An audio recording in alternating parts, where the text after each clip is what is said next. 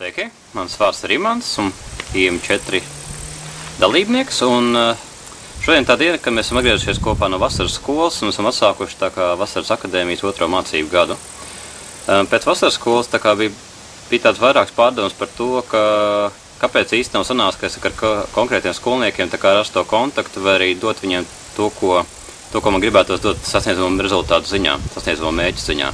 Un daļai šodien īstenībā tika dot arī atbilde, ka pēc kā var īsti pateikt, kā skolnieki dalās pēc tā, kā viņi mācās, pēc veidiem, kā viņi mācās.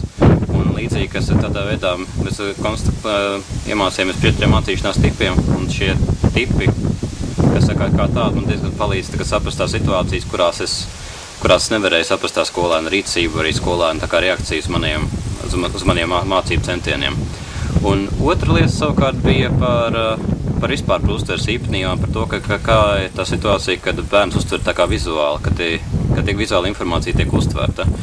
Un tas arī savukārt man ļoti stipri sasaistījās ar vasaras skolas gūto pieredzi, kā lūk situācijā, ka ir cilvēkam, kas nav pieredzes lietot vizuālas informācijas materiālus, kā pieņemsim tabulu vai grafiku, ka tajā situācijā es redzēju tā situācija vasaras skolā, es zīmē to tabulu, aizpildu to tabulu.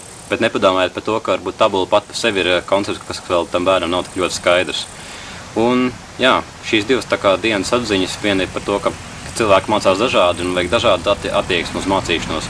Un otrs tas, ka mēs arī uztveram dažās citādākā veidā veidot informāciju, kā piemēram vizuāli.